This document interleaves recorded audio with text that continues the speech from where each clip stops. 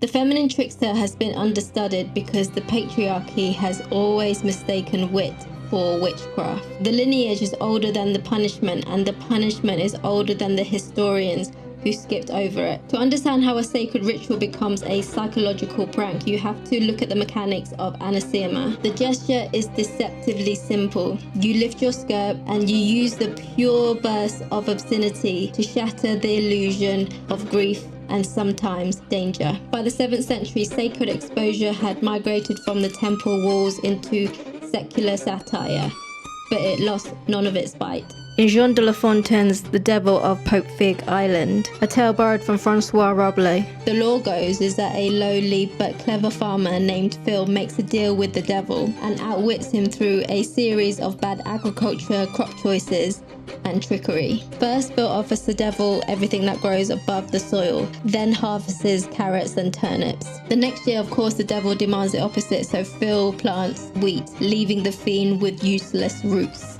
Furious at being out-farmed, the devil demands a final scratching match to the death. Enter Peretta, the farmer's cunning wife. While her husband hides in holy water, she greets the devil at the door with disheveled hair and a beautifully staged lie, claiming that her husband has gone absolutely mad with bloodlust. To prove this, she lifts up her skirt and screams, "Look at what he did to me with his claws!" The devil, somehow in this story entirely ignorant of the female anatomy, mistakes her vulva for a gruesome, gaping wound inflicted by the farmer's bare hands. Terrified of a man strong enough to rip a human body open like that, the devil panics and flees the scene forever. Of course, until he returns as Tom Ellis in Lucifer, and by which time he has picked up a few new tricks of his own in the art of subversion and seduction.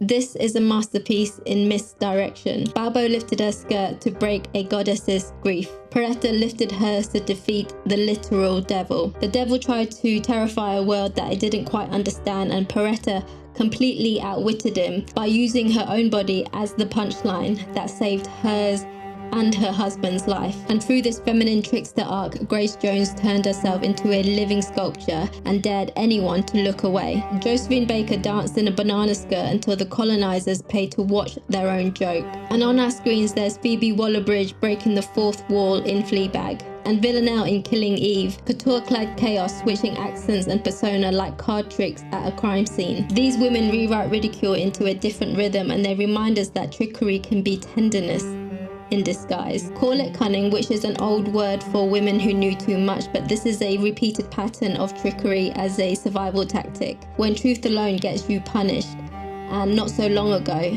burnt at the stake.